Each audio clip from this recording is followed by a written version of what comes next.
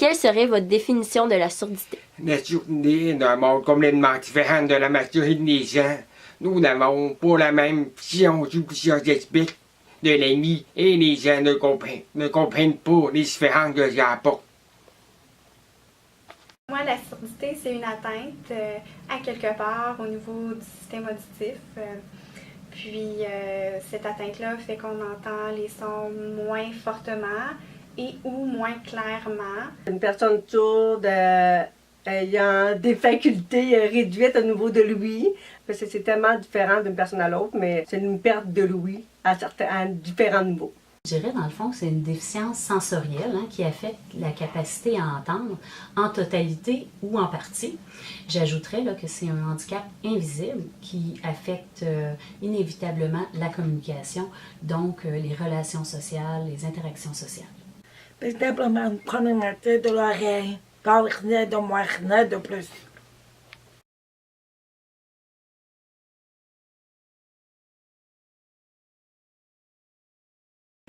Donc, on va voir comment on fait pour entendre. Donc, les sons sont d'abord captés par le pavillon de l'oreille. Ils circulent ici dans le conduit auditif, font par la suite vibrer le tympan. Après ça, la vibration du tympan est transmise aux osselets, le marteau, l'enclume et l'étrier. Puis, par la suite, l'étrier va donner des petits coups dans la cochlée, faire bouger le liquide qui est à l'intérieur de la cochlée, cette partie-ci. Le mouvement du liquide va faire vibrer les cellules ciliées, qui sont les cellules sensorielles. Puis leur vibration va produire un influx nerveux qui va partir par le nerf auditif. Après, par la suite, on peut le voir ici sur l'image. Donc le nerf auditif, il transmet l'information jusqu'à la zone du cerveau qui décode les sons. Il y a quelques relais d'information, puis ensuite le cerveau va décoder les sons, va faire du sens avec les sons qu'on entend. Ce qu'il faut savoir aussi, c'est que l'information qui arrive à notre oreille droite va être analysée du côté gauche du cerveau et le contraire aussi. Pour moi, comme audiologiste, une personne sourde, c'est une personne qui a une surdité qui est de degré profonde ou une anacousie totale, donc une incapacité à entendre totalement. Puis cette personne-là a de la misère à communiquer oralement avec d'autres personnes.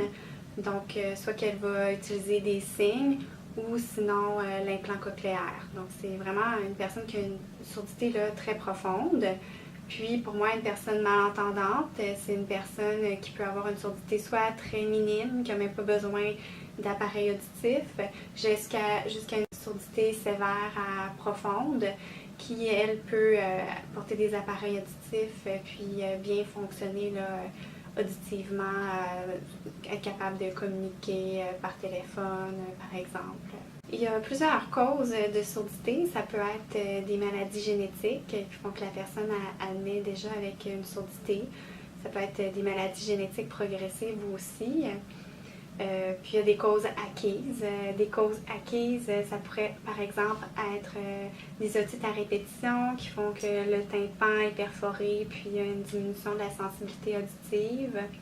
Ça pourrait être l'exposition à des bruits forts, des produits chimiques qui vont affecter la santé des cellules dans la cochlée. Donc vraiment, toute une panoplie de causes. Ça peut affecter différents niveaux du système auditif. Ça peut être plus au niveau de la mécanique de l'oreille ou au niveau de l'oreille interne ou même du nerf auditif. Ça pourrait être une tumeur au niveau du nerf auditif. Il y a des gens aussi qui ont des neuropathies auditives, c'est-à-dire que la partie de l'oreille moyenne fonctionne bien, la cochlée aussi, mais c'est plus la transmission de l'influx nerveux qui est problématique. Ça, c'est un audiogramme. Quand j'évalue l'audition, j'inscris les résultats sur le diagramme. Donc, on voit ici l'oreille droite, l'oreille gauche. On évalue les sons habituellement, les fréquences de 250 jusqu'à 8000 Hz parce que c'est les fréquences qui sont importantes pour la compréhension de la parole. Puis ensuite, ici on voit l'échelle d'intensité sonore. Plus la personne est capable de donner des réponses à des faibles sons que j'envoie, mieux c'est. Normalement, on est supposé avoir une audition, là, des résultats entre 0 et 20 décibels HL. Donc ici, là, ce que j'ai dessiné, ce serait une perte d'audition qui est légère jusqu'à modérée. Puis ici, ben là, ce serait une perte d'audition plus importante, modérée à sévère. Quand on inscrit les résultats, ben, l'oreille droite, on met des cercles, puis l'oreille gauche, c'est des X. Puis, ben, en fait, il y a deux méthodes d'évaluation. Là. Il y a une méthode aérienne, donc avec des écouteurs dans l'oreille ou des écouteurs supraauriculaires. Donc, ça nous donne l'intégrité de l'audition, mais quand le son passe par tout le chemin d'audition, il va faire vibrer le tympan, les osselets, puis après ça, il se rend dans la cochlée. Donc ça, c'est l'évaluation des seuils aériens. Puis on évalue aussi d'une deuxième façon avec le vibreur osseux. Donc c'est un casque qu'on met là, qui fait une vibration derrière l'oreille. Ça envoie les sons directement à la cochlée. Donc on évalue plus la partie d'audition de la cochlée, le nerf auditif est plus loin. Donc sur le diagramme ici, là, j'ai noté l'évaluation par conduction osseuse, c'est les symboles ici. Donc là, ce qu'on verrait, ce serait une perte neurosensorielle. Puis ici, il y aurait une partie conductive à la perte auditive. Donc il y a une partie qui serait due à la mécanique de l'oreille, soit qu'il y a une perforation tympanique ou les osselets ne bougent pas bien. Donc il y a quelque chose qui se passe ici là, qui est plus au niveau conductif. Donc, ben, en gros, le diagramme, ça nous donne une idée de l'importance de la perte auditive. Puis, ce qu'on voit ici, là, la banane en gris, mais c'est où se trouvent normalement les sons de la parole quand on parle à un niveau de voix qui est confortable. On va voir l'autre image ici, mais on les retrouve là, tous les sons de la parole. Donc, par exemple, les F, les S, mais c'est des sons qui sont aigus, hein, vers le 6000-8000 Hz. Puis c'est des sons qui sont pas très forts. Donc, dès que la personne a une perte qui est légère, pour les sons aigus, mais elle manque ces sons-là. Donc, dépendamment de la personne et de son âge, il y a différentes méthodes d'évaluation. Par exemple, le bébé, mais on va le faire entendre des sons. Puis, quand il entend des sons, bien, ce qu'on regarde, c'est est-ce qu'il se retourne la tête vers le son pour le localiser. Donc, avec un bébé, bien, on l'entraîne quand on fait entendre des sons assez forts, puis quand il se retourne la tête, bien là, on va allumer un toutou dans une boîte. Donc, il va avoir un renforcement positif qui va faire en sorte qu'il va vouloir se retourner la tête pour voir d'où vient le son, puis avoir son renforcement. Après ça, pour les enfants, bien, c'est par le jeu. On leur met des écouteurs, ou soit sur les oreilles ou dans les oreilles. Puis là, quand ils entendent des sons, ben, ils vont devoir, par exemple, mettre un bloc dans un pot ou faire avancer une voiture. Donc, à chaque fois qu'ils entendent le son, ben, ils vont avoir un mouvement. Puis ce mouvement-là, ben, il faut que ce soit agréable là, pour qu'ils veuillent continuer à entendre les sons. Pour les enfants un petit peu plus vieux, les adolescents, les adultes, ben, là, c'est assez simple. Là, quand ils entendent un son, ils appuient sur le bouton pour nous indiquer qu'ils ont bien entendu le son. Puis sinon, il y a d'autres méthodes d'évaluation qu'on utilise plus en milieu hospitalier pour les personnes qui ne sont pas capables de nous donner une réponse parce qu'ils ont une déficience intellectuelle ou autre raison. Mais là, ça peut être des potentiels évoqués au niveau cérébral. Donc, les audiologistes vont placer des électrodes, ils vont faire entendre des sons à la personne, puis ils vont regarder les ondes au niveau du cerveau pour voir si la personne l'entend ou si elle n'entend pas le son. Ça ici, ce qu'on voit, c'est un implant cochléaire, c'est la partie externe de l'implant cochléaire. Il y a une partie qui va là, derrière l'oreille, qui va capter les sons, les transformer en signaux numériques. Puis, il y a une petite antenne ici qui va les transmettre, les sons à la partie qui va être implantée sous la peau. Donc, cette partie-ci va capter les signaux numériques, puis il va les transformer en signaux électriques. Puis, il va y avoir la petite partie qui va aller dans la cochlée. Peut-être qu'on ne voit pas beaucoup, là, mais il y a une petite mini-partie qui va dans la cochlée. C'est les électrodes qui vont aller stimuler directement le nerf auditif. Donc, quand les cellules dans la cochlée sont très, très abîmées, bien là, on peut utiliser l'implant cochléaire pour envoyer les sons directement au nerf auditif, mais il faut que le nerf auditif soit en santé là, pour pouvoir acheminer les sons jusqu'au cerveau. Donc, ça, c'est un moyen pour que les personnes qui ont une surdité profonde là, puissent à nouveau entendre.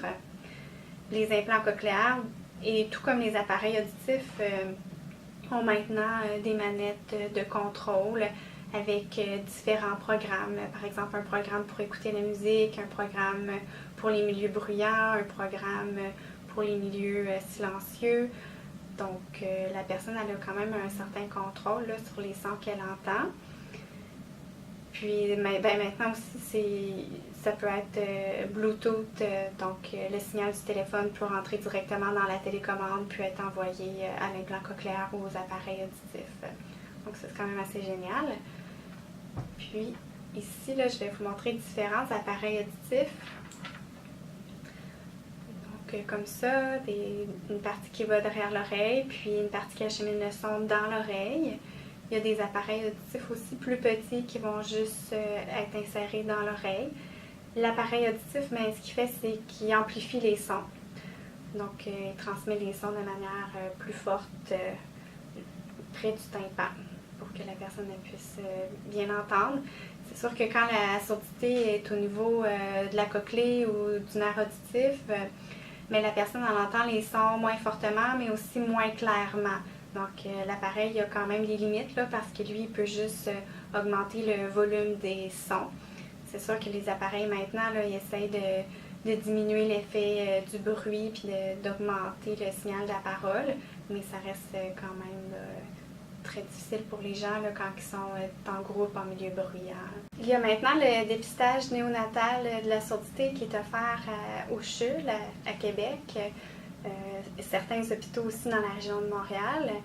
Puis en fait, c'est que les parents, tout de suite après l'accouchement, avant de sortir de l'hôpital, mais ils peuvent faire évaluer l'audition des enfants par un test qui mesure les émissions auto-acoustiques des cellules ciliées dans l'oreille interne.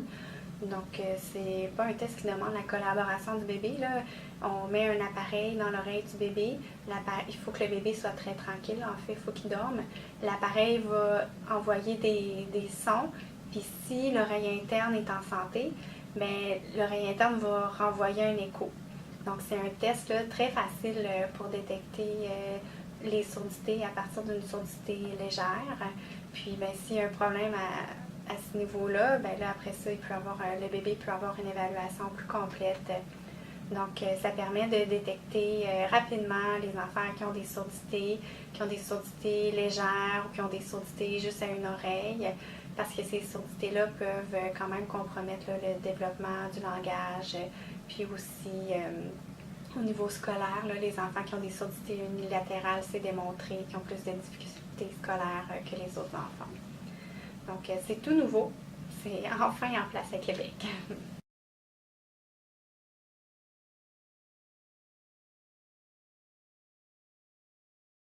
Je vais vous parler maintenant du cheminement typique d'un enfant qui arrive à notre programme et pour qui là, un implant cochléaire serait envisagé. Donc, la plupart du temps, je dirais en moyenne, les enfants sont âgés entre 1 an et 2 ans et le parent se rend compte qu'il y a quelque chose qui ne va pas à la maison. Soit que l'enfant ne babille pas comme il devrait babiller, peu de production de voyelles, donc un enfant très tranquille qui n'utilise pas beaucoup sa voix. Le parent pourrait remarquer, par exemple, qu'il ne réagit pas quand on l'appelle par son nom, qu'il ne réagit pas au son. Donc, le parent commence à avoir un doute, pourrait aller voir son médecin de famille pour parler de cette problématique-là. Donc, à ce moment-là, le médecin va référer vers un centre hospitalier où l'enfant pourra rencontrer un audiologiste et vérifier là, son audition. Alors, s'il s'avère qu'il y a une surdité chez l'enfant, il va être référé dans un centre de réadaptation, comme ici. Alors, par la suite, dès qu'il est référé ici, il va être référé à un audiologiste dans notre équipe qui va vouloir là, préciser l'audition. Donc, vraiment vérifier, confirmer la perte auditive et raffiner là, pour être sûr là, qu'on a vraiment un bon diagnostic. C'est hyper important, particulièrement chez les enfants, qui ne peuvent pas nous dire ce qu'ils entendent, ce qu'ils n'entendent pas.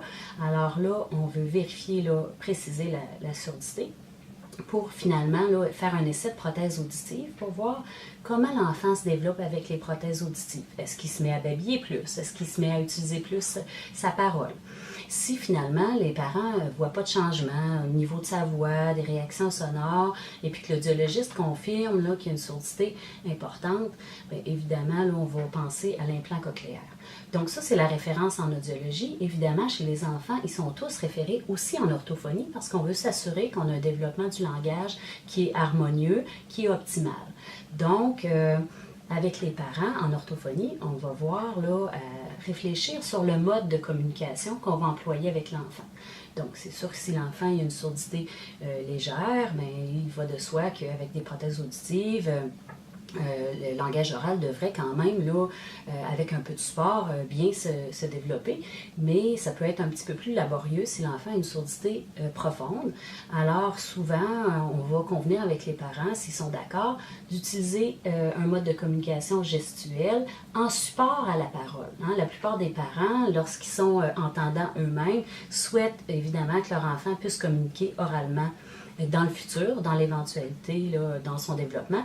Donc, on se met d'accord avec les parents. Donc, on communique oralement, mais on utilise le support des signes pour voir optimiser finalement la communication. Alors, les critères de sélection pour l'implant cochléaire, d'abord, il faut dire que l'implant cochléaire, c'est un outil formidable, très performant, mais qui ne s'adresse pas, qui n'est pas approprié pour chaque personne, chaque type de surdité. Alors, évidemment, si on parle d'une surdité légère, modérée, on va peut-être y aller plus vers une prothèse auditive conventionnelle avec une amplification acoustique. Par contre, si on a une surdité très importante, à un moment donné, l'amplification standard, conventionnelle, ne conviendra plus. Et puis, l'enfant ou l'adulte n'a plus accès au son de la parole. Il n'y a plus de compréhension orale là, qui est possible. Alors, si on pense à un enfant, bien, si on envisage le développement de la communication orale, on pourrait se tourner vers l'implant cochléaire qui va être inséré en fait là, dans la cochlée, et qui va permettre, par une stimulation électrique à l'enfant ou à l'adulte, d'entendre tous les sons de la parole. Alors, si on revient aux critères de sélection, mais évidemment, comme on le disait, il faudrait que la surdité soit très importante et puis que la prothèse conventionnelle ne donne pas accès au son de la parole. Donc, les meilleurs candidats, c'est sûr qu'un enfant qui vient de naître, qu'on diagnostique une surdité importante, vont être des excellents candidats. Donc, généralement, les enfants de 0 à 6 ans sont pratiquement tous acceptés là, pour recevoir un implant cochléaire si la surdité est importante. Par contre, lorsque l'enfant est passé l'âge de 6 ans, donc à partir de l'âge de 7 ans jusqu'à l'âge adulte, il va y avoir un critère de sélection qui va être important, c'est-à-dire on va regarder si le langage oral est fonctionnel, si la parole est intelligible. Alors, c'est à ce moment-là que l'orthophoniste rentre en ligne de compte. Notre travail va être vraiment d'évaluer si l'enfant ou l'adulte est capable de communiquer oralement et puis si sa parole est assez claire pour qu'on puisse le comprendre. En fait, pourquoi on se tourne vers le langage oral fonctionnel? C'est un outil de mesure pour savoir si l'aire auditive a été suffisamment stimulé au cours de la vie de l'enfant ou l'adulte pour pouvoir recevoir là, cet accès au son-là. Donc, par exemple, si la parole est très intelligible, très claire, on peut savoir que la personne, même si elle a actuellement, par exemple, une surdité profonde, bien, probablement qu'à l'enfance ou quand elle était plus jeune, elle a entendu suffisamment pour développer une parole intelligible. Donc, l'aire auditive du cerveau a été fonctionnelle, a été utilisée. Donc, on pense que le pronostic peut être intéressant avec un implant cochléaire. Par contre, si la personne rendue à l'âge adulte communique que par le moyen de la langue des signes, n'a pas été en mesure de développer une parole intelligible, un langage oral fonctionnel, c'est probablement parce que, justement, l'audition n'a pas été stimulée et bien, par la force des choses, même si on insère là, un implant cochléaire dans son oreille interne, la personne ne sera pas en mesure de faire... de comprendre en fait les mots, les phrases qui vont entrer dans l'implant. Donc finalement, la personne pourrait entendre, pourrait détecter des sons, mais ne serait pas en mesure de comprendre la parole. Alors, voilà pour la raison pourquoi on se penche vers le langage oral fonctionnel, c'est vraiment dans le but de savoir le pronostic avec l'implant, puis qui serait un bon candidat ou un moins bon candidat. Souvent, les gens nous demandent qu'est-ce qu'on fait en thérapie avec un enfant qui a 1 an, 1 an et demi, 2 ans en orthophonie. C'est des petits bébés des fois. Donc, c'est sûr que ça peut être particulier. Hein. C'est pas si fréquent qu'on travaille avec des petits comme ça. Nous, dans notre programme en déficience auditive, particulièrement le programme implant cochléaire, on voit beaucoup de petits. Alors, c'est sûr que l'enfant apprend en jouant, apprend dans ses routines. Comme on disait tout à l'heure, ça va être important si on veut développer un moyen de communication qui est quand même assez efficace et assez rapide. C'est vraiment intéressant d'inclure les signes dans le développement de la communication parce que l'enfant qui reçoit un implant cochléaire, avant qu'il dise ses premiers mots, on a quand même plusieurs mois d'attente. Alors, ce qu'on propose aux parents, souvent, c'est bien, enclenchons tout de suite la communication avec les signes. On va utiliser notre voix en même temps, mais on va pouvoir peut-être voir des résultats tout de suite et diminuer les frustrations chez l'enfant qui n'a pas de moyen de communication. Et puis, par la suite, là, le développement du langage oral va arriver là, inévitablement. Alors, c'est toujours dans le jeu hein, avec l'enfant. On va nommer, par exemple, l'animal, on va faire le signe, on va le nommer oralement, on va s'amuser avec les onomatopées. Et dans le jeu, mais l'enfant vient qu'à imiter ces signes-là, et puis tranquillement, on augmente le vocabulaire. Comme on utilise les signes, on va encourager les parents aussi à aller aux petits ateliers qu'on offre justement en support à la famille pour qu'ils deviennent là, compétents avec la modalité gestuelle. Donc, forcément, notre rôle, c'est d'outiller les parents parce que nous, on a peut-être un 45 minutes ou 45 minutes par semaine avec l'enfant, mais le parent qui, à tous les jours avec son enfant, c'est lui le plus efficace finalement pour développer la communication chez son enfant. Alors nous, dans le fond, notre rôle, ça va être plus de montrer aux parents comment inclure, là, optimiser la communication au quotidien dans les routines, le bain, l'habillage, la nourriture, on veut jouer un petit peu avec l'enfant, comment on va devenir habile à utiliser le langage des signes en support.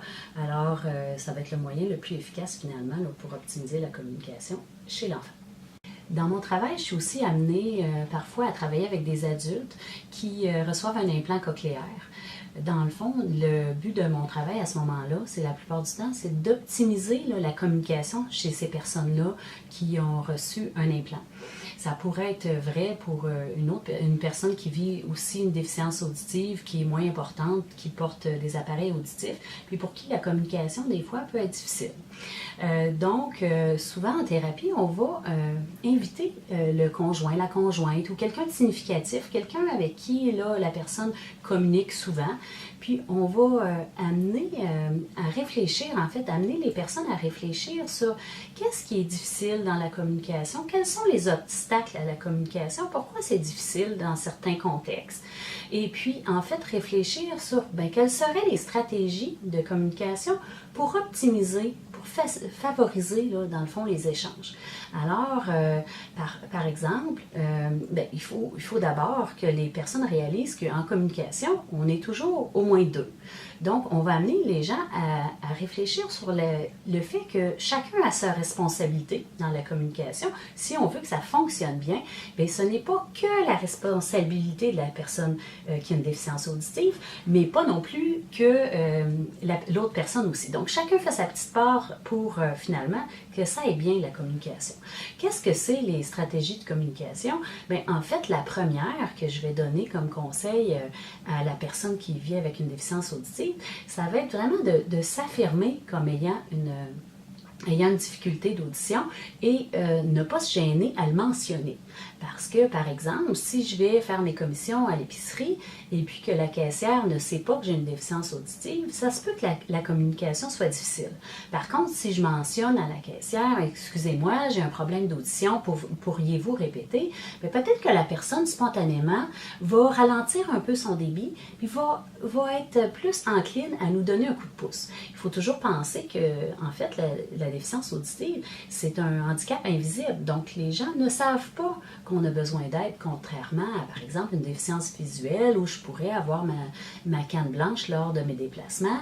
Donc, évidemment, les gens savent qu'il faut porter peut-être attention à moi parce que j'ai une difficulté. Alors, c'est une des premières stratégies que je dirais, c'est de ne pas se gêner, puis le dire aux gens qu'on a une déficience auditive, qu'on a peut-être besoin d'un petit coup de pouce là, pour que les stratégies, pour que la communication finalement soit plus facile. La deuxième chose qui peut paraître très évidente, mais qui est souvent très difficile chez les personnes qui ont une déficience auditive, c'est de mentionner à son interlocuteur qu'on n'a pas compris. Alors souvent, ce que je vois, c'est que les gens sont gênés, ne veulent pas déranger. Donc, lorsqu'on parle avec eux, ils nous laissent aller, même s'ils n'ont pas compris. Puis, on voit des fois, on se rend bien compte dans leurs expressions faciales que « Oh, je pense pas qu'il a compris ». Alors, ça va être des amener à travers des activités des fois plus structurées, de la conversation en thérapie, à vraiment là, ne pas hésiter à signifier à l'autre personne que j'ai pas compris, est-ce que ça te dérangerait de répéter le dernier petit bout? Parce qu'évidemment, si j'attends trop longtemps, il est peut-être un peu trop tard, là, si ça fait 4-5 minutes que je parle, de dire, mais écoute, j'ai rien compris de ce que tu me disais. Alors, c'est quelque chose qui est vraiment, là, si je disais une deuxième stratégie très, très importante, ça va être évidemment celle-là. Sinon, j'ajouterais là, de demander à l'interlocuteur de parler plus lentement. Et puis, on pourrait dire aussi d'avoir une bonne articulation et surtout d'être conscient que la personne qui a une déficience auditive va beaucoup compenser avec la lecture labiale pour compléter en fait les petits sons que je n'ai pas entendus. Donc, si je m'adresse à une personne qui a une déficience auditive, bien, je fais attention à mon articulation, je parle pas trop vite, mais surtout, je cache pas ma bouche. J'essaye de pas mâcher de la gomme peut-être, hein? Ça peut être... des fois, on y pense pas, mais en mâchant une gomme, ben, on va finalement déformer un petit peu nos mouvements de bouche. Donc, on cache pas notre bouche, on se tourne pas le dos quand on parle, on regarde bien la personne en face, puis je dirais qu'avec ces trucs-là, on est déjà là, bien parti pour optimiser la communication.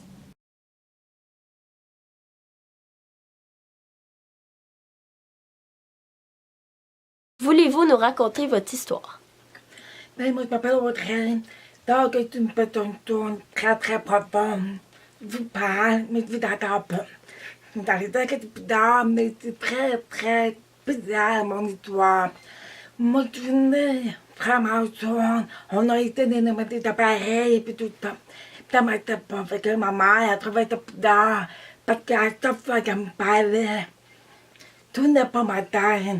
Donc, avec les dates et mon grand-père, ils décidaient de prendre un gros totron, puis de frapper à la garde de moi, voir si j'allais pleurer ou pas. Mais finalement, aucune réaction. Fait qu'après ça, ben là, ma mère m'a amenée à l'hôpital. Finalement, elle a dit que oui, votre fille est sourde, mais elle est vraiment sourde. Puis on parle dans les années 80, on est née à 92, fait que là, avant, les docteurs n'étaient pas vraiment au courant de notre handicap. Fait qu'ils nous disaient qu'on va avoir des problèmes, puis que nous, on va être à part des hommes. Fait qu'il faut qu'on nous mette dans des écoles pour les handicapés, puis des problèmes de déficience. Mais non, ma mère, je peux vous dire que t'as fait, non, ma fille, elle a un problème d'audition, mais elle va être correcte. Fait que finalement, ben, elle a décidé de nous montrer à parler avec les spécialistes. C'est tout comme vous, comment t'entends pas.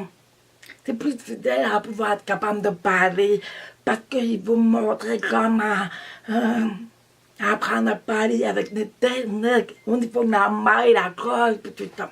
Mais finalement, ça marchait très bien, puis je parlais beaucoup. Puis, vu que t'entendais pas, vers 8h30, on m'a proposé de mettre les plats collières. C'était pas si vous connaissez ça, mais c'est les plats qu'on met à côté. Là, c'était faux, on t'expliquera pas tout en détail. Mais ça prend une opération pour faire ça. Mais moi, je voulais rien savoir. Mais ma mère, elle voulait. Donc, on s'est d'accord tout pour dire que, OK, tu vas me faire opérer. Mais, c'est moi qui t'ai dit, si t'aimes ça ou que t'aimes pas. Fait que finalement, ben, ça me prend pas ça. Pas parce que je veux pas entendre, mais c'est parce que c'est tellement travaillé à pouvoir parler avec des techniques que ça me tendait pas d'apprendre comment entendre. Si par exemple, je mettais mon implant, puis là, ça faisait... Puis là, tu dis, c'est quoi les... Moi, je l'entends pas comme vous l'entendez, parce que vous tombez devant les devoirs, mais moi, c'était pas évident. J'ai fait tout réapprendre à parler, pas à parler, à attendre. Comme dans le fond, j'ai mis mon implant de côté, c'est pas que c'est pas bon, c'est que dans mon corps à moi, comme dans le fond. Fait que moi, mon implant, je le mets seulement quand je vais au cinéma ou quand je vais dans les bars.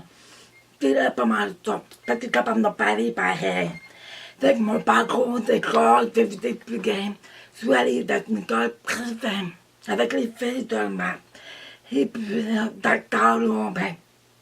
Les écoles ne prenaient pas les CV pour nous donner les temps pour les prendre en note. D'avoir été une personne qui prend des notes pour moi. Et on ne prenait pas les CV d'être prête. Je ne sais pas si vous connaissez toi, c'est une personne en avant de vous qui va faire les idées, il va parler devant vous pour comprendre tout ce qu'on vous dit.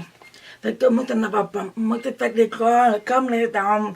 J'ai levé la main ouverte, j'ai travaillé 2-3 fois plus que les hommes parce qu'ils ne comprenaient pas la moitié du temps. Je vais vous expliquer pourquoi. Quand je regarde le professeur, je lis tous les larmes. Imaginez-vous un professeur se promène tout le temps. Puis là, comme ça, vous arrêtez de bouger. OK, fait que le professeur, il m'oublie. Que tu là. Fait que les bons, des fois, ne le lisent devant. Ou quand moi, je prends mes notes. Ou si donc que tu l'atteins pas, je dis, moi, t'attends pas. Fait que pas tout dans mes temps. Fait que ça vous donne une idée quand même. C'est plus difficile pour moi. Fait que tu vas prendre des pauses le midi, d'aller voir les professeurs pour voir. Des quoi c'est pas compris, puis ne me réexpliquer. Mais bon, contente d'avoir fait ça, parce que c'est réussi quand même. D'accord, là, moi, j'avais beaucoup d'amis de filles en attendant, parce qu'on était une ronde caille de filles. Après ça, je suis allée au cégep. Là, j'avais une lettre après. Là, j'ai commencé à connaître des personnes tournes avec les idées. On parle, ça a été un autre monde, parce que moi, quand j'étais avec les entendants, bon, je travaille plus, il faut que je me contente plus pour comprendre. Mais là, quand j'étais avec les personnes tournes, j'ai appris à faire les idées beaucoup plus tard. Puis je me sentais bien, c'était moins important, puis là, ah oui, on comprend, on a les mêmes problèmes. Ça, c'était vraiment fun. Avec ma mère, je travaille à la fondation des jours. Donc, mon parcours, c'est pas mal ça. Est-ce que cela vous dérange de ne pas pouvoir entendre? Non, pas vraiment. Au contraire, moi, je me sens bien comme ça d'avoir les silences à tous les jours. Moi, je me demande, vous, comment vous faites pour entendre à tous les jours. Ça doit être très agréable. En tout cas, moi, quand je mets mon implant, je me dis, oh mon Dieu, non, moi, tu me dis comme ça. Moi, ça me dérange pas parce que j'accepte bien ma idée, je suis capable de parler, je suis capable de fonctionner pareil. Fait que moi, ça me va. Quels sont les avantages à être sourd? Puis ça dépend, mais il y en a plusieurs. Par exemple, quand on va dans les bars, ben, nous, on danse. Mais si mon ami est loin, mais là, on peut parler dans le bar, on est capable de parler. Dans ce cas, vous roulez dans les oreilles, puis vous n'entendez pas. Tout est en avantage. Le matin, je dors bien, la nuit, on dort bien. Ici, notre bruit dehors ou quoi que ce soit, on est capable de dormir très confortablement. Ou si, mettons qu'on est dans nos tombes, puis souvent qu'on est avec beaucoup d'amis ensemble, on peut te parler à travers la vie. Fait que même si on venait le voir ou quoi que tu sois, tu sais, on en partant, c'est qu'on peut comme, que, dans le fond, si on va dans l'eau, puis quand on a les cailles, puis tout ça, fait qu'on peut faire les idées, puis parler quand même. C'est vraiment le fun, fait que c'est ça les enfants. Quelles sont les ressources mises à votre disposition pour pallier à votre situation? Bon, on a les TV d'être apprendre, pour pouvoir communiquer. On a les TV sur les vidéos, je sais pas si vous connaissez, c'est pour pouvoir communiquer par téléphone, mais avec un ordinateur, avec un interprète, comme intermédiaire. C'est quoi les autres TV? Comme à l'école, ben, on prend un honneur, que c'est possible. Après, il y en a vraiment pas beaucoup. Mais sinon, le téléphone sonne. Puis on a une lumière qui allume pour nous avertir qu'on a une machine avec un téléphone, des détecteurs de fumée, sonnette, qu'on a plus d'humidité, quoi. Par exemple, si nous, détecteurs de fumée, notre facteur, de la lumière, ou si on est dans notre lit, le lit vibre, c'est la même ton pour le réveil matin. Nous, on est là, comme tu tombes dans ta tête, bim, bim, bim. Mais notre lit, ça fait boum, boum, ça fait qu'on travaille bien. Ouais, si tu fais dans le fort, si tu as puis un petit peu la télévision, ben, vous connaissez des histoires, les sous-titrants, comme tout le monde. C'est pas mal, Tom. Accordez-vous une grande importance à la sensibilisation des autres à la surdité? Très, très important parce que comme vous venez, si je me promène dehors, vous n'allez pas dire « Ah, elle est sourde ». C'est vraiment difficile de voir que si la personne est sourde ou pas. Par exemple, c'est des histoires comme on était dans le Québec. Nous, notre problématique en étant une personne sourde, c'est qu'on n'a pas beaucoup de clim, c'est qu'on a une façon de marcher un peu tout rare. Puis il y avait une personne dans les rues, ah, elle a beaucoup. Mais là, c'était un de nous dans le lit, fait qu'on a dit non, c'est parce qu'elle attend pas, puis on n'a pas beaucoup de clim. Fait que là, on a fait tout. Il faut pas très attention. On a beaucoup de travail à faire là-dessus, parce que c'est vraiment dans le cadre évident. Si on ne voit pas ça, c'est pas écrit dans le front. Puis ça fait beaucoup de problèmes, par exemple, si je me fais arrêter par la police. Puis ben non, puis là, ça me parle, je comprends un peu. Mais là, il va se débarquer de l'auto, mais peut-être c'est pas compris. Si vous venez, tu prends ma gros problème. Puis c'est important de nous montrer, puis d'expliquer aux gens. Faites attention, t'as pas une petite tourne. Il y en a qui comprennent, ils sont capables de parler, puis il y en a vraiment, ils sont pas capables de parler. Puis ils vont t'aider, t'apprendre notre apprendre. Puis il faut vraiment travailler encore là-dessus. Est-il plus difficile de faire des études qu'on est sourd? Dans mon corps, c'est quand même c'est sûr que je travaille 2, 3 fois plus que les autres, vu que t'entends pas. C'est comme les entendants. Les entendants sont bons à l'école, puis les entendants sont moins bons à l'école. C'est la même affaire pour nous tous. C'est juste que ça nous prend les outils nécessaires pour pouvoir nous aider à apprendre. Mais non, moi, dans mon corps, ben, t'as bien été vraiment contente de moi. Mais t'apprends quand même tout. Les outils nécessaires comme un TV, c'est très prêt de prendre un note. Tout, ça va nous faciliter plus la vie. Mais c'est pas impossible. Est-ce que vous vous entendez penser? Ben, c'est sûr, comme tout le monde, on se parle. Quand il n'y a pas de temps, mais on se parle nous-mêmes. C'est pas que t'entends, mais c'est quoi que tu dis? Fait que ça m'arrive que tu es dans mon coin, puis tu me parles tout le temps.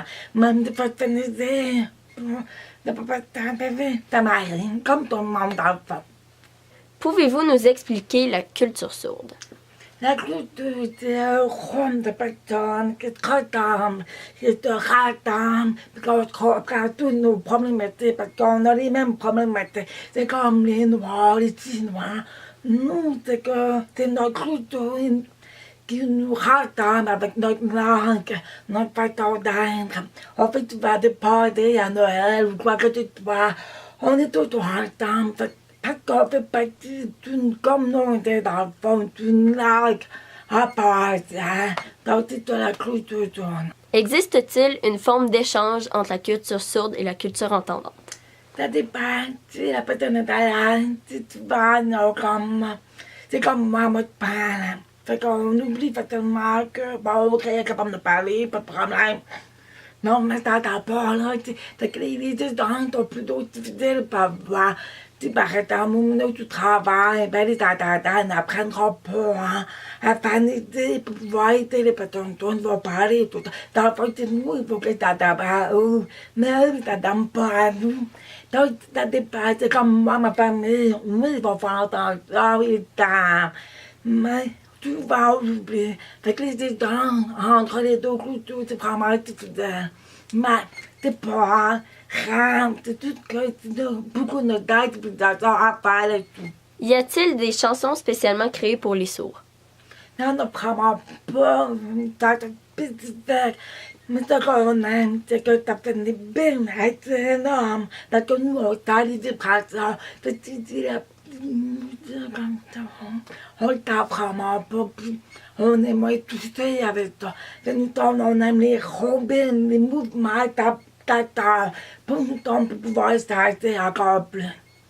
Quels seraient les changements apportés à notre société qui permettraient de faire connaître votre communauté? Beaucoup de temps, mais là, je vais commencer par la banque. Il faudrait qu'on connaisse plus c'est quoi l'activité, c'est quoi nos besoins. Parce que tu vas, c'était pas si vous avez remarqué, mais les tables de la gamme, c'est la personne a un courant. On fait partie de cette gamme-là. Vraiment, on n'a pas une problématique de motrice, on a une problématique d'oreille, parce que les besoins sont différents. Il faudrait que le gouvernement nous aide plus au niveau scolaire, au niveau de travail, tout ça. Fait qu'il faut encore faire de la sensibilisation, parce que, encore là, il y a beaucoup de travail à faire. Et il faudrait qu'on t'apprenne aussi, parce qu'il y a beaucoup de personnes qui tournent tout le temps. Non, pas on est justement des personnes normales composées, moi je me considère normal. Mais il faudrait qu'on t'apprenne plus, que les entendants soient plus ouverts à nous. Mais ça, c'est beaucoup de travail à faire, mais on lâche pas, on va arrêter. Voulez-vous nous raconter votre histoire? Mes parents, ils ont tué, j'avais 3 ans, qu'ils étaient sourds. J'écoute quand ma grand-mère est venue me garder chez nous, j'étais des bébés. Puis en réalité, j'avais pas de création, même j'avais des pluies. Puis elle a conseillé à mes parents d'envoyer une table pour passer des tests ou des chemins.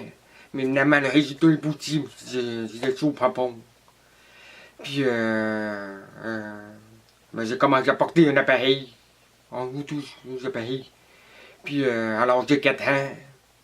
Puis j'allais dans l'école pour apprendre à parler, écouter, pendant tous 3 ans.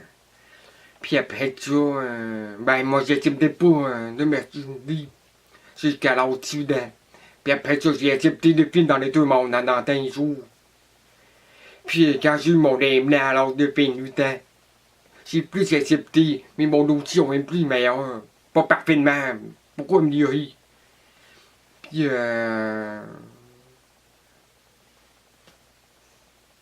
présentement, là, dans la mode communication, c'est plus facile parce que je peux communiquer avec du monde par texto, les chercheurs, à PMTO, c'est plus facile. Le cheminement scolaire est-il différent pour une personne sourde? Existe-t-il des écoles spécialisées? Oui, il y a des écoles spécialisées, comme j'étais à l'école, à l'Institut des sourds, pour apprendre à parler à la langue d'ici. Il y a l'Institut des sourds de Charlemagne, il y a le polyvalent de Charlemagne.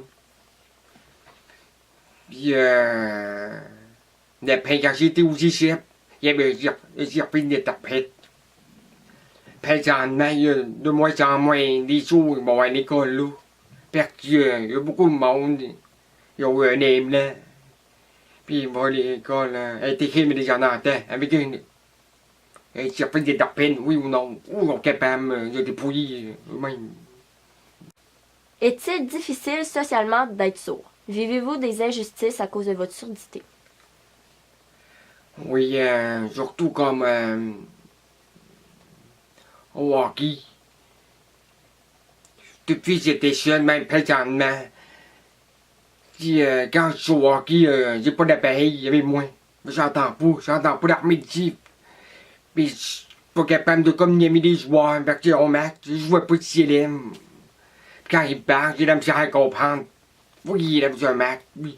Aussi parler, c'est comme marqué, il fait des pauses, j'en dans pas.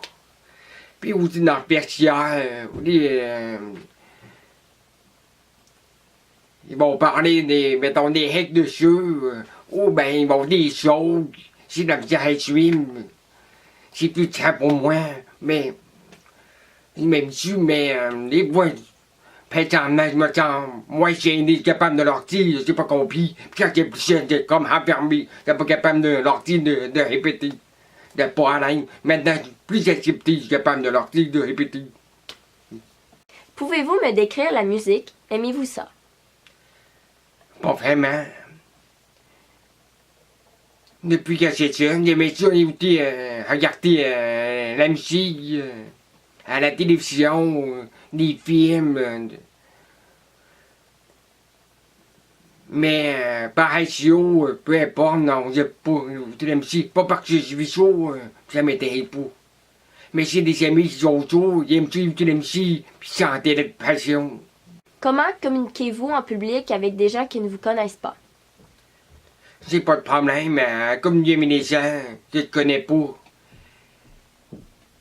Sauf par contre, les gens qui ont un accent anglophone, ou les Français surtout, c'est plus comme ça à comprendre, parce qu'ils parlent tout petit, puis ils parlent vite, c'est plus comme ça à comprendre.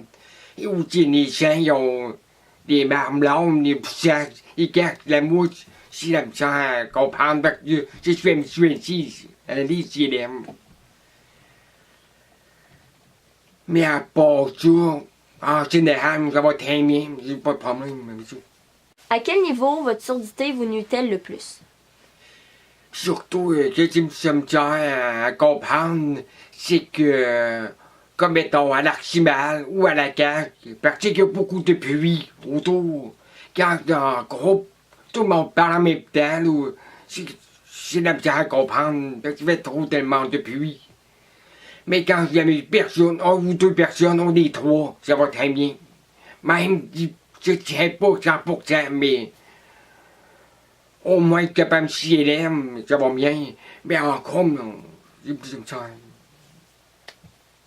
Voulez-vous nous raconter votre histoire? Oui, en fait, c'est arrivé, mais moi je suis jumelle. Et premièrement, à la naissance, mes parents ne savaient pas qu'on avait des jumelles. Donc, moi, ma soeur, on était croisés. Et donc, j'ai eu, ma soeur était sur le dessus, moi j'étais en dessous. Et ils ont viré ma soeur. Après ça, là, ils sont aperçus qu'il y avait une deuxième qui s'en venait. Fait qu'on était en siège, en fait. Par faute et d'eau, il n'y avait pas de césarienne, mais bon.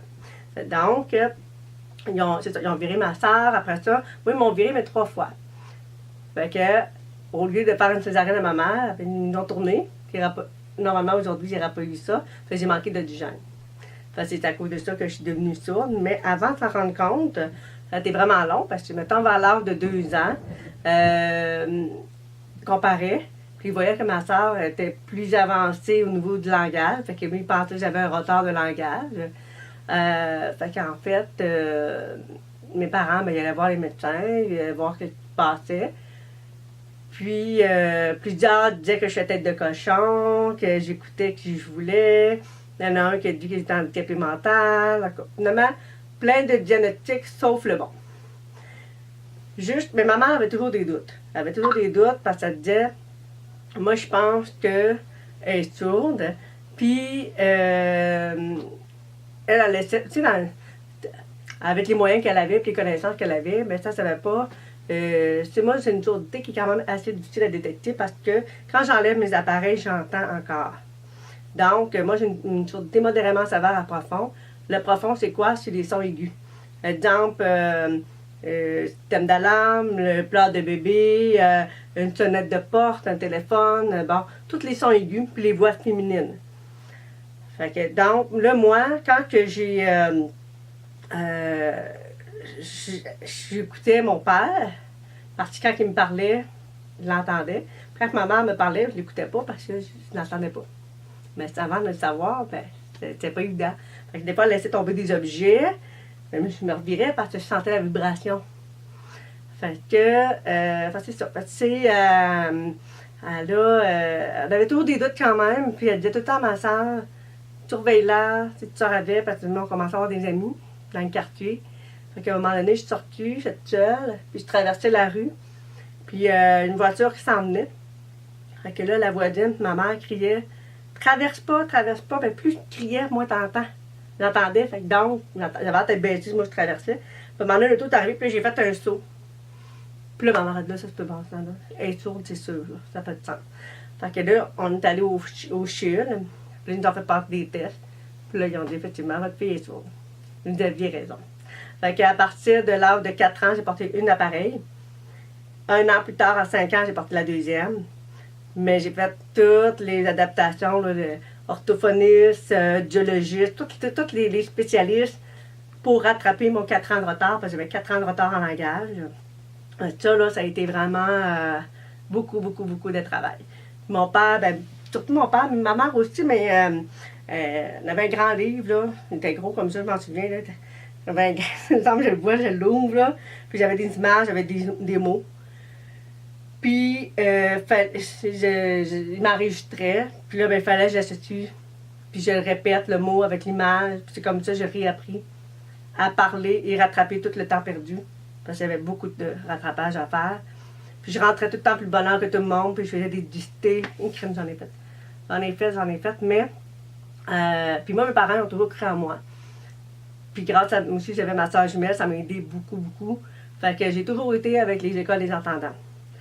À la Fondation des sourds, le président, dans ce temps-là, lui, il disait que ce serait mieux que j'aie une école pour enfants sourds. Là, c'est là que j'aurais parlé le langage des signes tout de suite. Mes parents disaient non, on va l'envoyer avec les entendants, elle est capable, puis go, on essaye. Fait que, heureusement, c'était la meilleure décision pour moi, parce que j'étais capable de le faire. Il y a des gens que c'est mieux qu'il y ait là, mais pour moi, c'est mieux que j'aille avec les entendants. Enfin, j'ai développé au maximum, puis j'ai travaillé fort. Puis j'ai rattrapé tout le 4 ans de retard, mais ça valait vraiment la peine. Puis, c'est ça. Puis, je faisais beaucoup de dictées. Aujourd'hui, mon français, là, il est très bon, puis ça ne paraît vraiment pas. Primaire, c'était très dur. C'était très dur parce que plus que j'avançais, j'allais à l'école, tout ça, puis au primaire, j'avais aucune aide. Mais tu sais, aujourd'hui, les aides techniques, c'est beaucoup plus facile. Tu les interprètes, tu as des appareils plus puissants, tu as plein d'affaires. Et mon primaire, j'avais juste mes protèges auditives, c'est tout, là. Fait que, puis j'avais mon prof de deuxième année. Elle, ça a été très rough parce qu'elle ne comprenait pas, puis elle ne voulait pas comprendre non plus. Puis elle nous mettait en ordre alphabétique. Moi, j'étais la dernière complètement. Fait que là, moi, je comprenais pas, puis j'ai dit, il faut que je fasse en avant, je n'entends pas. Puis surtout, là, on s'entend, je suis en deuxième année. Là. Ça faisait peut-être juste 2 ans, j'avais mes appareils, ça faisait pas longtemps. Parce que moi, j'avais une amie qui était à côté de moi. Je copiais tout le temps. Parce que je comprenais pas. Puis là, elle me mettait des comportements DE parce qu'elle disait que je copiais, puis j'écoutais pas, puis bon. Je me vois encore, là, je monte la rue chez nous, là, puis je pleurais parce qu'elle ne voulait pas comprendre. Ça a été très rare. Après ça, les autres professeurs étaient super gentils. Des fois, je me demande comment j'ai fait passer mon primaire. Sincèrement, là, j'ai jamais doublé aucune année, mais en tout cas, je l'ai passé. Puis quand je suis arrivée au secondaire, j'ai eu on appelle ça un orthopédagogue aujourd'hui. Elle m'a aidé beaucoup. Elle nous a aidé à connaître la communauté sourde, toutes les aides qu'on pouvait avoir. Fait que là, il y a l'appareil FM qui est rentré dans ma vie d'école. C'est que c'est une boîte que moi, je branchais direct mes appareils. Puis le prof, lui, il avait même affaire, mais avec un micro, comme à la télévision. Fait que peu importe qui était dans la classe, j'entendais pareil comme dans un Walkman. Fait que ça, c'est parfait. Fait que ça a augmenté mes notes parce que là, j'entendais plus. Ça, c'est parfait. Après ça, le seul embûche que j'ai eu au secondaire, prof de français au secondaire 3, elle se mettait souvent en robe.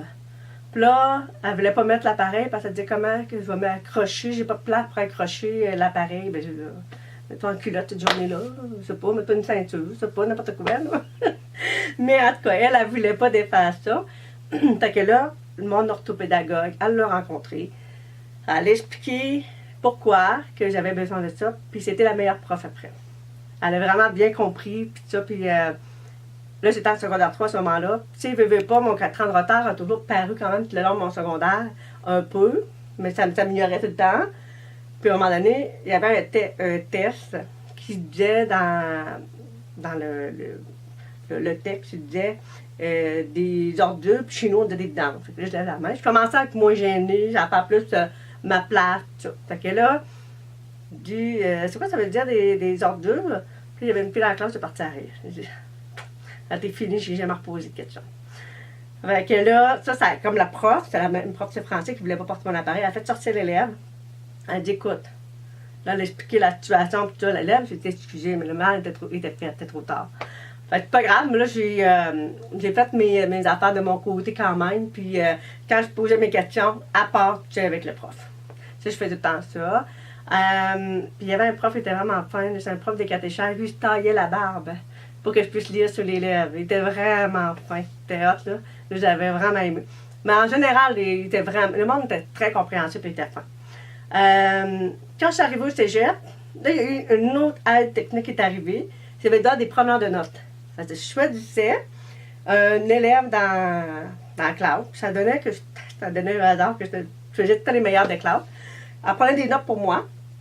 Donc, elle était payée pour ça. Il y avait comme des papiers carbone. Il y avait le papier, l'original, le du milieu, puis le troisième, c'est pour la paye. Fait qu'elle se faisait payer. Fait que ça, c'est le programme gouvernemental. C'est le gouvernement qui payait ça. Puis, moi, je pouvais juste me concentrer sur le prof. J'avais mon appareil FM toujours, j'écoutais juste le prof, et mes notes augmentaient encore. C'est valable parce que si j'aurais eu ça bien avant ça, ben, ça aurait été plus facile pour moi, mais ça n'existait pas. Aujourd'hui, là, c'est beaucoup d'aide pour. C'est plus facile, là. Mais là, nous, on commençait, là, c'est le monde, là, sourd, là, ça égale, t'es fou, là. Mais c'est pas vrai, là. Il y a tellement de monde, là, qui font. Tu sais, moi, j'ai une super de bonne job aujourd'hui, là. Je suis conseillère en gestion de patrimoine chez Desjardins. Ça fait 14 ans, ça va super bien, je rencontre du monde, je parle au téléphone, tu sais, parce que mes parents ont cru en moi et je me suis jamais donné de limite. C'est sûr que j'ai développé de la confiance en moi parce qu'avant, petite, puis aujourd'hui, je suis pas peut-être la même personne, du tout. Mais c'est du travail, de l'acharnement. Mais ça a aidé beaucoup, vraiment beaucoup, là. Si on vous proposait de recouvrer Louis, accepteriez-vous? Vraiment, oui. Je l'accepterais parce que c'est sûr que j'ai pas une sourdité qui m'empêche de faire plein de choses. C'est très fonctionnel, ça paraît pas. Le monde le sait pas. S'ils le savent pas, ils s'en rendent pas compte. Ceux qui connaissent ça le savent par mon parler, par mon accent, bon, tout ça. Mais certaines situations vont être plus difficiles. Si, mettons, exemple, au travail, dans les réunions. Exemple. Là, tout le monde parle en même temps, ou, mettons, on est beaucoup, mettons qu'on est une vingtaine dans une salle de réunion. Puis là, la personne, dans le fond, a posé une question. J'ai pas eu le temps de me virer pour comprendre ta question. Trop tard, j'ai pas lu ses lèvres. Des fois, je perds le fil. Mais de toute façon, comme ça, c'est plus difficile. Après ça, l'autre situation qui est plus difficile, mettons, je vais au cinéma. Ben, le cinéma, là, c'est souvent américain. Je peux pas lire ses lèvres, là. Fait que donc, souvent, mettons que beaucoup de musique, films d'action, là, ça bouge, ça brasse. Puis là, ça parle en même temps. J'ai rien compris, là. Je sais pas en tout, là. Je regarde les images. J'essaie de comprendre. Je vois beaucoup par devine. C'est comme Star Wars, là. Ben, il y a beaucoup d'action là-dedans, là. Des fois, tu comprennes. Puis si tu comprends pas, là, tu comprends rien, là. Fait que ça, c'est des situations, des fois, c'est plus difficile. Restaurant, les bars, il faut que le monde me parle là, en face. Puis des fois, le monde, même mon entourage, des fois, ils pensent tellement plus que j'ai un problème d'audience que des fois, ils oublient. Et mettons, exemple, c'est quoi, tu dis, ben voyons, je comprends pas, le son est assez fort. Non, même s'il est fort, là, s'il parle en anglais avant, là, je comprends rien, là. Parce que c'est plus des situations comme ça, des fois, qui peuvent être enrageants, là. Mais, généralement, ça va quand même bien. Puis, je me dis, ben, dans ma malchance, je suis quand même chanceuse parce que ça fonctionne très bien. J'ai fait de la compétition de danse jusqu'à la dernière. J'ai arrêté cette année pendant 8 ans, puis me donnait des trucs. Mais oui, j'aimerais ça retrouver Louis juste pour des situations comme ça. Ça serait juste pour faciliter ma vie, tout simplement. Puis il y a des affaires que je me dis, ben c'est plus facile. Mettons, je m'en vais au village et je pars, là. Ben, il faut que j'enlève mes appareils, j'entends rien, là. Mettons, je m'en vais en voyage, je m'en vais faire une excursion, ben, je passe la journée, mettons, exemple, il y a non, que c'est Jeep Safari dans la boîte, là. Ben, je peux pas mettre mes appareils, il faut que je les laisse à la chambre d'hôtel. Parce que c'est long, là, ben, j'entends, mais c'est des situations comme ça. Mais je me dis, ben, regarde, je suis habituée, puis j'ai vécu toujours comme ça. Mais oui, ça serait vraiment génial. Mais il n'y a pas d'opération encore pour ça. Quelles sont les tâches dites simples pour les entendants qui sont plus difficiles pour vous? Je dirais le cinéma. J'en ai parlé un petit peu tout à l'heure, mais le cinéma, c'est simple pour vous autres, mais pour moi, ben, comme j'expliquais, c'est souvent c'est américain, fait qu'on ne peut pas lire sur les lèvres avec le bruit. C'est facile pour les entendants, mais pour une personne toute, c'est très difficile. C'est très difficile. Quand il y a beaucoup de bruit, mettons une réunion de famille, on doit être capable, vous autres, de juste vous concentrer puis à la personne qui parle, faire abstraction au bruit. Je ne sais pas comment ça fonctionne, comment vous faites, mais pour nous, c'est très difficile. Ça me prend une concentration énorme. Quelqu'un qui est un immigrant avec un accent, c'est très difficile parce que la prononciation est différente. Puis lire sur les lèvres, les pires, c'est les Chinois, les Vietnamiens. Je ne sais pas, c'est la façon, probablement, leur langue versus notre langue à nous, qui est très difficile. Les autres situations, c'est sûr que, par exemple, moi, mettons, comme j'ai fait de la compétition de danse dans les dernières années, dans les 8 dernières années, la musique aujourd'hui est très pointe. Tous des petits sons que j'entends pas. Et moi, il faut que je compte.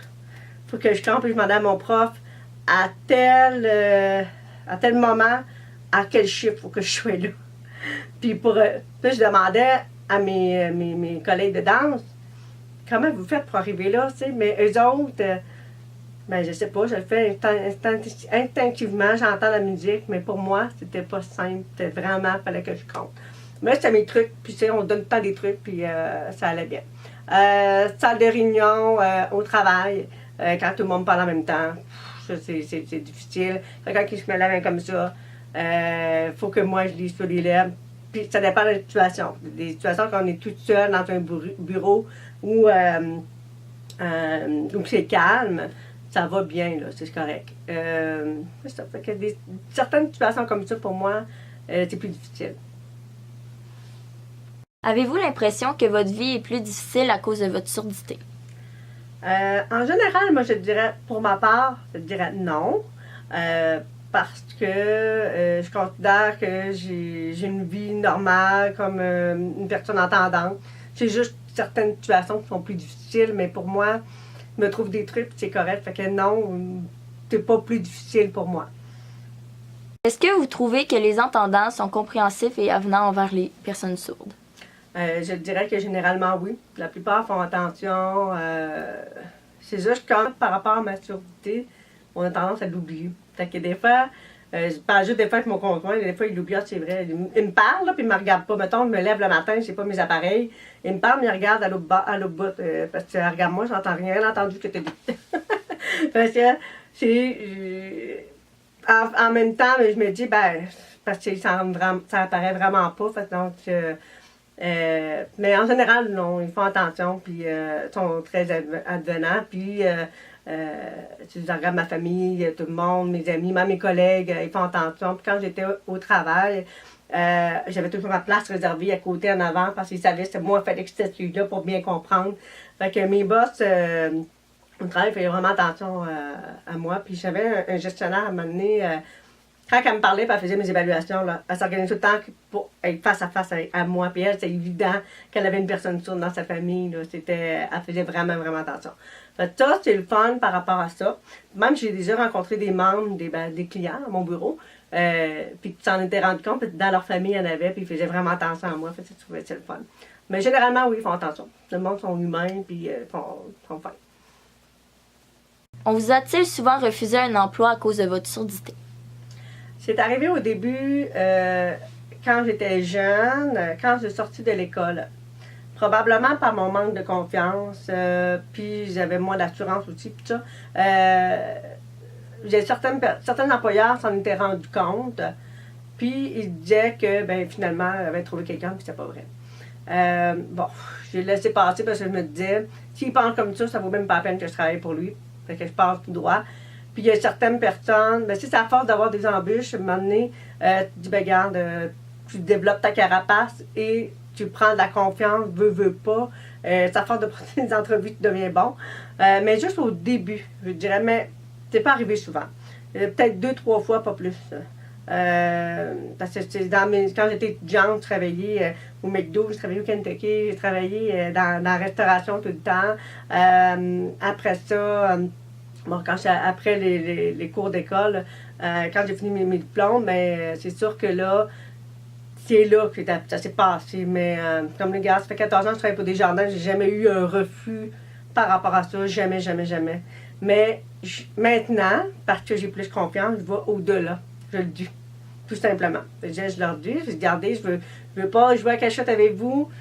J'ai une surdité, inquiétez-vous pas, j'entends au téléphone, je suis très fonctionnelle, ça va très bien, j'ai aucune crainte. Ça fait 14 ans que je travaille pour Desjardins, j'ai fait mes preuves, puis fait que les gens dans ce temps-là sont contents de le savoir, puis même, comme la dernière fois j'ai eu, puis le directeur il disait, Crème, je suis content que tu en parles, parce que de toute manière, m'en étais rendu compte, parce que ma conjointe est orthophoniste, pas travailler avec les enfants sourds, fait que je m'en étais rendu compte.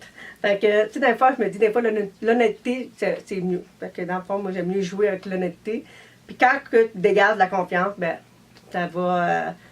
la personne ne peut pas faire autrement qu'avoir confiance en toi.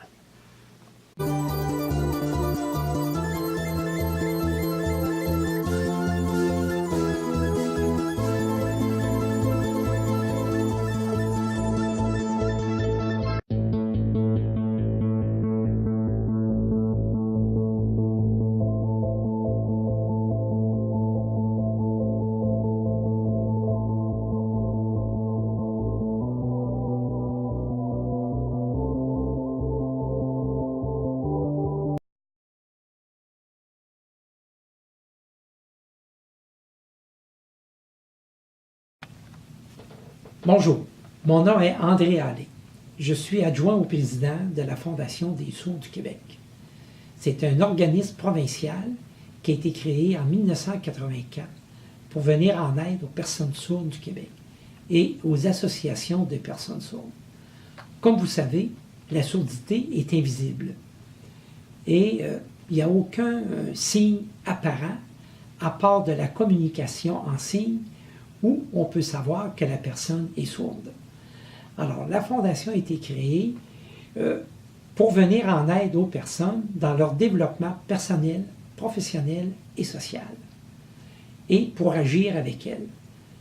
L'acquisition d'une plus grande autonomie et d'une meilleure qualité de vie dans une société composée majoritairement de personnes entendantes et qui communiquent est notre préoccupation. Notre but est de venir en aide, notamment dans le domaine de l'éducation.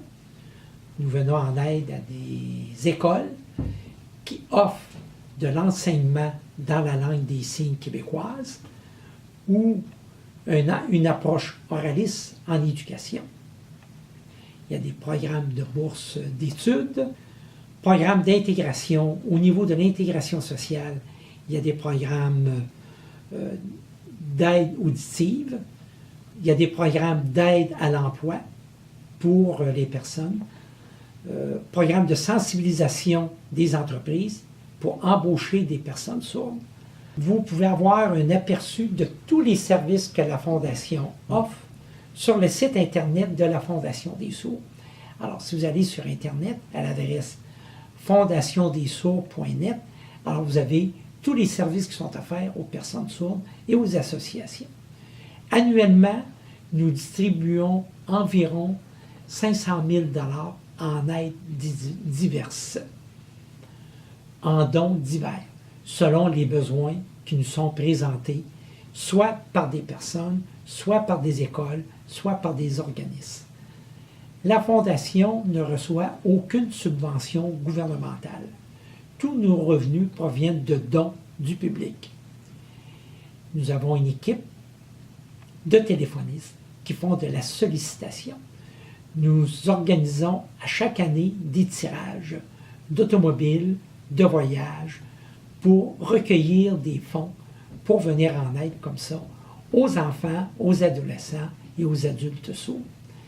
Alors, si un jour vous êtes sollicité pour acheter un billet de tirage pour un automobile ou pour des voyages, bien, nous vous invitons à répondre positivement à cet appel qui serait fait.